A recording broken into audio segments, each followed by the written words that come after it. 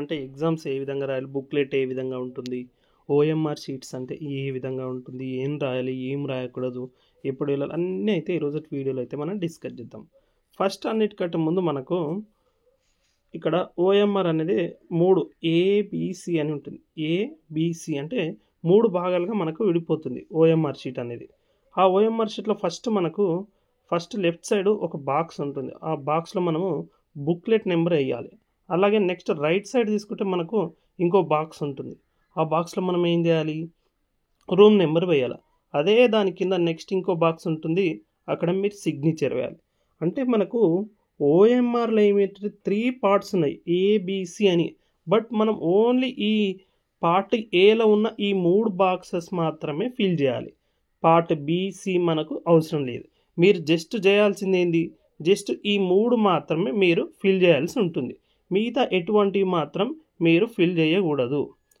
అది గుర్తుపెట్టుకోండి. దానికంటే నెక్స్ట్ వచ్చేసరికి మీరు అప్పుడప్పుడు రాస్తుంటారు ఎగ్జామ్ హాల్లో స్వస్తిక్ సింబల్ అని, ఓం అని, ఏదేదో ఓం శ్రీ సాయిరామ్, ఓం అదని ఇదేదో రాస్తుంటారు మీకు ఇష్టమైన దేవుళ్ళు. అలాంటివి ఎటువంటివి కూడా మీరు ఎగ్జామ్ పేపర్లో సింబల్స్ అనేవి రాయకూడదు. అలాగే నెక్స్ట్ పాయింట్ వచ్చేసరికి మీకు ఓఎంఆర్ షీట్లో అలాగే బుక్లెట్లో బార్ కోడ్స్ ఉంటాయి. బార్ కోడ్స్ ఉన్నప్పుడు ఏం చేస్తారు, ఆ బార్ కోడ్లపై గీయడం కానీ, పెన్నుతో గీయడం కానీ అలాంటివి ఏవి కూడా చేయరాదు. ఎందుకు చేయొద్దంటే ఆ బార్ కోడ్ వల్లనే మన డీటెయిల్స్ అయితే సేవ్ అయి ఉంటాయి ఆ బార్ కోడ్లోనే. అది ఓఎంఆర్ అంటే ఆప్టికల్ మార్క్ రికగ్నిషన్ ద్వారా మన డాటా మొత్తం సేవ్ అయి ఉంటుంది. మన క్వశ్చన్ పేపర్ మొత్తం ఆ బార్ కోడ్లో స్కాన్ అయ్యి మనకు రిజల్ట్ కూడా చూపించాలంటే కారణం అదే ఆ బార్ కోడే. దాని ద్వారానే మనకు ఓఎంఆర్ ద్వారానే అవుతుంది. మనకు ఫస్ట్ ఓఎంఆర్ షీట్ ఇస్తారు కదా, ఇచ్చిన తర్వాత ఫిల్ చేసి మన బుక్లెట్కు పిన్ చేయడం జరుగుతుంది. 2 పిన్స్ ఇచ్చి ఒక స్టిక్కర్ వేయడం జరుగుతుంది అంతే. వేసిన తర్వాత మీరు ఆ ఓఎంఆర్ని ఫోల్డ్ చేయడం కానీ, అటు ఇటు మడవడం కానీ ఎటువంటివి కూడా చేయరాదు. ఇంకోటి, అలాంటివి వేసి ఏమవుతుందంటే వ్యాలిడ్ కాదు పేపరు, తర్వాత ఇబ్బంది పడాల్సి వస్తుంది. కాబట్టి మీరు అలాంటివి ఏవి కూడా చేయకండి. నెక్స్ట్ మనకెన్ని బుక్లెట్ సిస్టమ్ ఉంది మనకి ఇప్పుడైతే ఈ ఎగ్జామ్ బుక్లెట్లు ఎన్ని 24 పేజెస్ ఉన్నాయి, మొత్తం 12 పేపర్స్ అంటున్నాం. అంటే మనకు 1 2 3 4 5 6 అంటే ఫ్రంట్ బ్యాక్ ఆ విధంగా మొత్తం 12 పేపర్స్ అవుతాయి, 24 పేజెస్. అలాగే ఇది ఇంతకుముందు చెప్పిన 3 తప్ప ఇంకేం రాయొద్దు పార్ట్ ఏలో అని. అలాగే ఆన్సర్ బుక్లెట్లో కూడా ఇస్తారు. ఆన్సర్ బుక్లెట్ ఇచ్చిన తర్వాత ఫస్ట్ మనకు అక్కడ సబ్జెక్ట్ నేమ్ అని ఉంటుంది ఒక బాక్స్, సబ్జెక్ట్ నేమ్ అని ఇట్లా ఒక బాక్సు, తర్వాత పేపర్ కోడ్ అని ఒక బాక్స్ ఉంటుంది. ఈ ఫస్ట్ బాక్స్లో ఎగ్జాంపుల్ సైన్స్ బయాలజీ అయితే బయాలజీ అని రాసి, నెక్స్ట్ ఇక్కడ క్వశ్చన్ పేపర్లో టాప్లో ఇక్కడ మనకు ఒక క్వశ్చన్ పేపర్ కోడ్ ఉంటుంది. ఆ క్వశ్చన్ పేపర్ కోడ్ అనేది ఆన్సర్ బుక్లెట్లో సెకండ్ బాక్స్లో రాయాలి. అలాగే నెక్స్ట్ వచ్చేసరికి చూసినాం ఓఎంఆర్ షీట్ 3 భాగాలు ఉంటుంది. పార్ట్ ఏ మాత్రమే మనం ఫిల్ చేయాలి, ఎటువంటి మనం ఏం చేయకూడదని, ఇన్ని పేపర్స్ ఉంటుంది అదని. అలాగే నెక్స్ట్ మనము చూసుకుంటే మనకు ఒక్క ఓఎంఆర్ షీట్ ఒక పేపర్ తీసుకుంటే మనకు దాంట్లో 18 లైన్స్ ఉంటాయి. ఈ విధంగా 18 లైన్స్ ఉంటాయి మొత్తం ఒక పేపర్లో. అది గుర్తుపెట్టుకోండి. ఆ 18 లైన్స్ తర్వాత నెక్స్ట్ స్లైడ్ లాస్ట్కు మనకు సోషల్ కానీ మ్యాథ్స్ ఎగ్జామ్లో గ్రాఫ్స్ ఇస్తారు.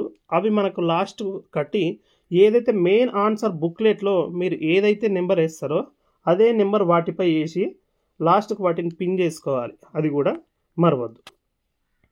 ఇప్పుడు అన్నిటికంటే వస్తే మనము ఏం చేద్దామంటే ఎగ్జాంపుల్ మనకు ఒక బుక్లెట్ ఇచ్చిన తర్వాత ఈ విధంగా మనకు బుక్లెట్ ఇచ్చిన తర్వాత మనం ఏం చేస్తాము, రైట్ సైడ్ ఇటు సైడ్ క్వశ్చన్ నెంబర్స్ వేసేస్తాం.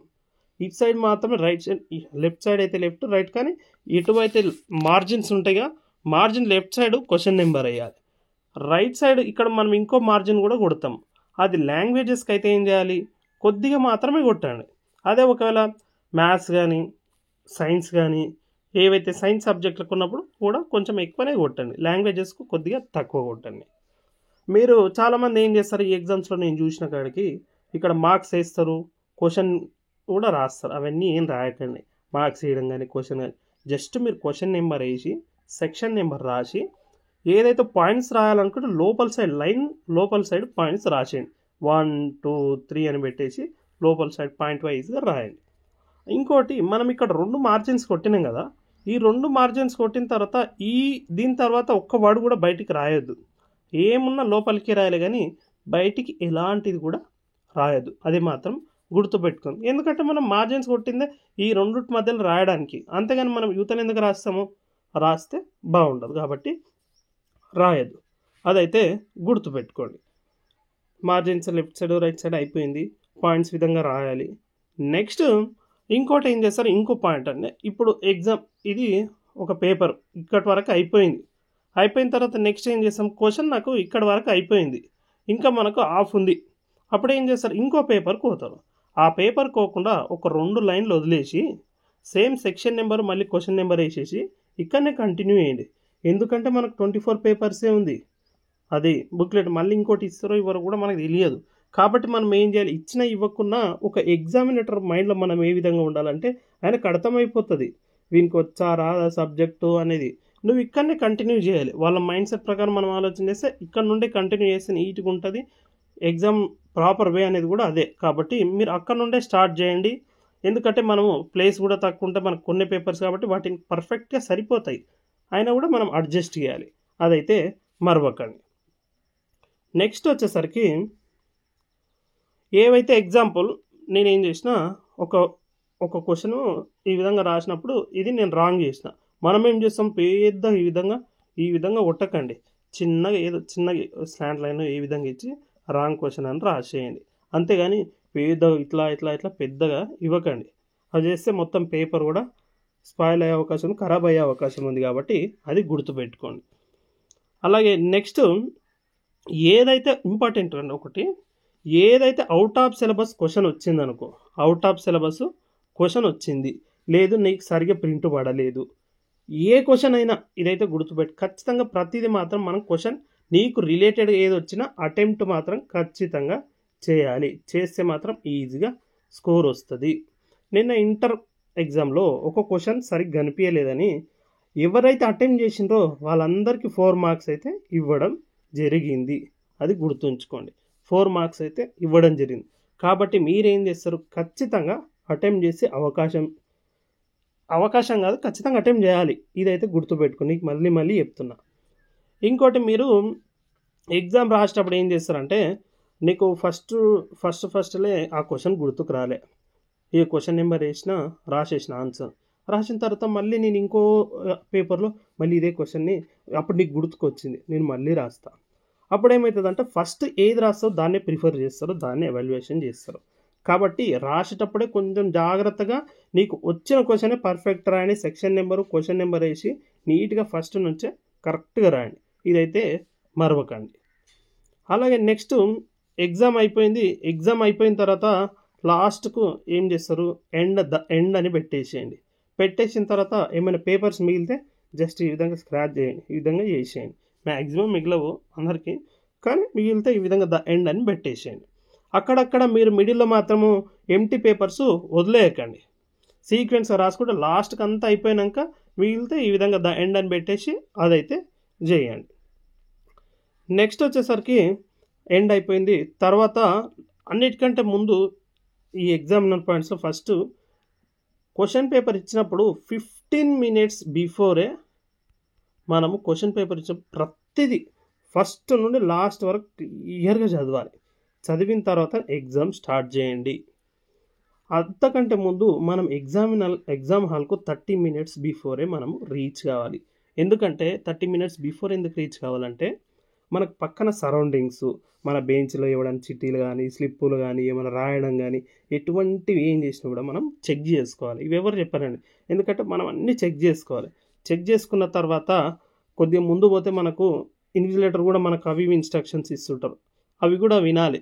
మనకు ఎంత తెలిసినా కూడా వినాలి.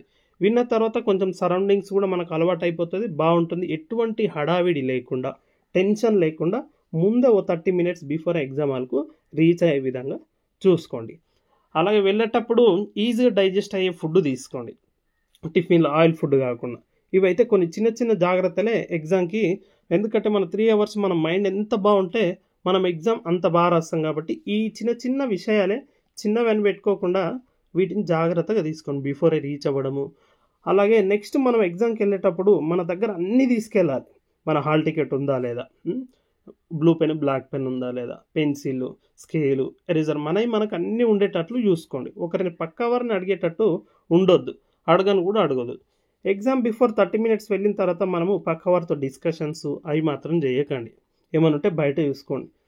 అలాగే ఎగ్జామ్ ముందుకు వెళ్ళిన తర్వాత మన సైడ్స్ కూడా అప్పుడప్పుడు అమ్మాయిలు ఏం చేస్తుంటారు, ఇక ఎగ్జామ్ మీదే దృష్టి పెట్టి మన సైడ్లు చూసుకోరు, ఏం చూసుకోరు, ఇక ఎగ్జామ్ రాస్తూనే ఉంటారు.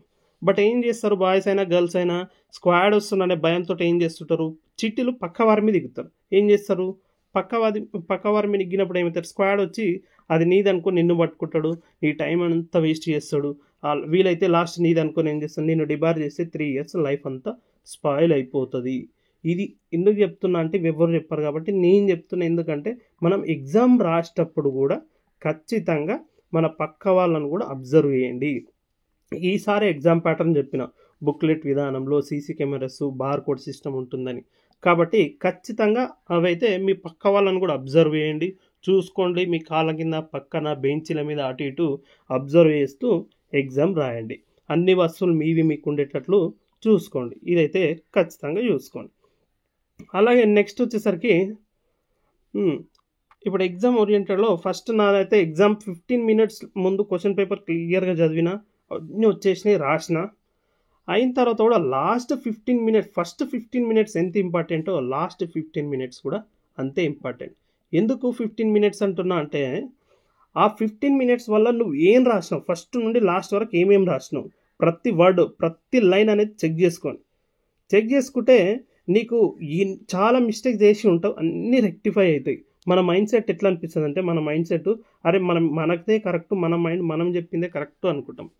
కానీ నువ్వు బిఫోర్ 10 minutes చదివిన క్వశ్చన్ వచ్చినా కూడా నువ్వు అందులో ఏదో ఒక చిన్న మిస్టేక్ చేసి ఉంటావు.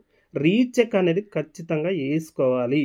రీచెక్ ప్రతి లైన్ ప్రతి వర్డ్ రీచెక్ చేసుకోండి. చేసుకుంటే మీకు అన్నీ రెక్టిఫై అవుతాయి. కాబట్టి మీ మనసు మిమ్మల్ని కూడా ఒకసారి మోసం చేస్తుంది. కాబట్టి ఖచ్చితంగా ప్రతి ఒక్కరు బిఫోర్ 15 minutes, ఆఫ్టర్ 15 minutes అయితే ఈ రెండు ఖచ్చితంగా చూసుకోండి. రాసింది మళ్ళీ చెక్ చేసుకోండి. క్వశ్చన్స్ నెంబర్ సరిగా వేసినా లేదా, దానికి వేసినా లేదా, డయాగ్రామ్కు వేసినా లేదా, డయాగ్రామ్కు లేబులింగ్ చేసినా లేదా, డయాగ్రామ్ కింద నేను నేమ్ రాసినా లేదా అనేది ఖచ్చితంగా ప్రతిదైతే చెక్ చేసుకోండి. ఈ చిన్న చిన్న విషయాలే మంచి స్కోర్కు టాపర్గా నిలబెడతాయి. అలాగే నెక్స్ట్ క్వశ్చన్ పేపర్ ఇచ్చిన తర్వాత మనము క్వశ్చన్ పేపర్ మీద మనం ఎలాంటివి రాయద్దు. క్వశ్చన్ పేపర్ మీద మనము ఎలాంటివి రాయద్దు, ఆన్సర్స్ కానీ ఇటువంటివి కూడా క్వశ్చన్ పేపర్ మీద రాయద్దు. ఒకవేళ స్క్వాడ్ కూడా వచ్చినప్పుడు ఏం చేస్తాడు, స్క్వాడ్ వస్తే మనము చీటింగ్ చేస్తున్నామని మళ్ళీ పట్టుకుంటే చాలా ఇబ్బంది అవుతాం. క్వశ్చన్ పేపర్ మీద మనము ఎలాంటివి రాయకుండా చూసుకోవాలి.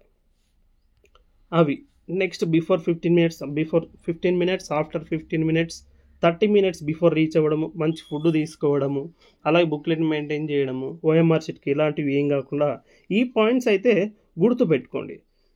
అలాగే నెక్స్ట్ మీ సరౌండింగ్స్ చూసుకున్నాము, అన్నీ చూసుకున్నాము.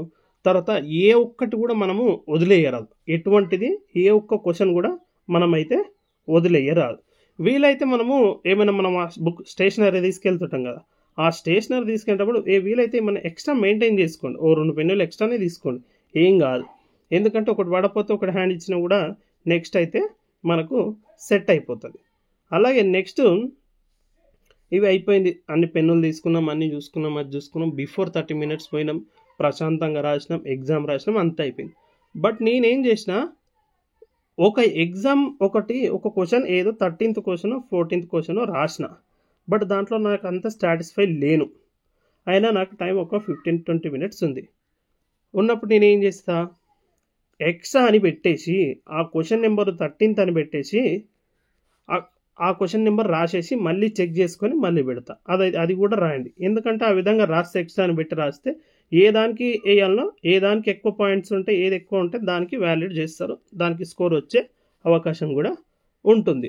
ఇంకోటి అన్నిటికంటే ఇంపార్టెంట్ పాయింట్ ఏమైతే, మీ ఎగ్జామ్లో ఎవరో ఉంటారు, మీకు ఏది ఆబ్జెక్టివ్ ఉంటుంది, ఆబ్జెక్ట్ టైప్ చెప్తారు.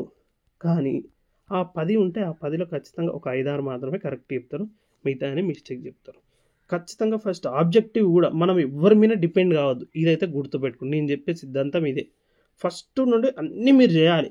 చేసిన తర్వాత కూడా నీకు 4 ఆప్షన్స్ అనిపిస్తే నీకు దగ్గరున్న ఫస్ట్ ఎలిమినేషన్ చెయ్యి.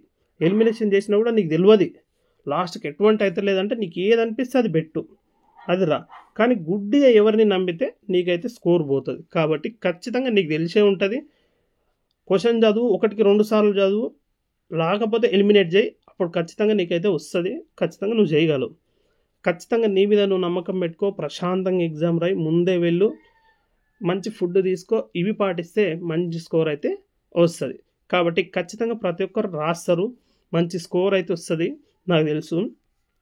ఇప్పటికైతే మనకు ఇంకొక 6-7 డేస్ టైం అవుతుంది. ఆ టైంలో కూడా మనం ఏం చేస్తాము, ఆ ఉన్న 7 or 8 డేస్ కానీ 6 డేస్ని ఏ సబ్జెక్టు నాకు పర్ఫెక్ట్గా రావట్లేదు, నేను ఇంకేం మిస్ అయినా, నేను బ్లూ ప్రింట్ ప్రకారం చూసుకుంటున్నానా లేదా, అన్ని ప్రీవియస్ పేపర్స్ క్వశ్చన్స్ అన్నీ కవర్ చేసినా లేదా, ఒకవేళ కవర్ చేయకపోతే ప్రీవియస్ క్వశ్చన్ పేపర్ చూసుకోండి. అన్ని లాంగ్ ఆన్సర్స్ అయిపోయినాయా, డయాగ్రామ్స్ అయిపోయినాయా, షార్ట్ ఆన్సర్స్ అయిపోయినాయా, వెరీ షార్ట్ ఆన్సర్స్ అయిపోయినాయా. ఫస్ట్ ఇంపార్టెంట్ అయితే అన్నీ చూసుకోండి. ఎందుకంటే 30 లెసన్లో 30 క్వశ్చన్స్ ఉంటే 30 చూసుకోని అవసరం లేదు. అందులో ఏది చూసుకోవాలి, ఏది బ్లూ ప్రింట్ అని అందుకే అన్నారు. ఏది చూసుకోవాలో అది చూసుకుంటే సరిపోతుంది. ఈ షార్ట్ టర్మ్ ప్రిపరేషన్ చెప్తున్నా. ఆ విధంగా వేసుకుంటే ఇప్పటికైనా మంచి స్కోర్ వచ్చే అవకాశం ఉంటుంది. కాబట్టి ఖచ్చితంగా ప్రతి ఒక్కరు ఇప్పటికీ కూడా ఏవి మిస్ అయినవి, ఏవి చూసుకోలేవో అవైతే చూసుకోండి. ప్రతి ఒక్కరికి ఆల్ ద బెస్ట్ అండి. అందరు బాగా రాస్తారు నాకు తెలుసు. All the best. కాబట్టి ఖచ్చితంగా ప్రతి ఒక్కరైతే ఎగ్జామ్ అయితే మంచిగా రాయండి. టెన్షన్ పడకండి, మీరు రాయగలుగుతారు. ఏదైతే మీరు ఇంకా ప్రిపేర్ కాలేరో, ఏవైతే ఇంకా మిస్ అయినాయో అవన్నీ కూడా మీరు కవర్ చేసుకోండి. ఓకేనా?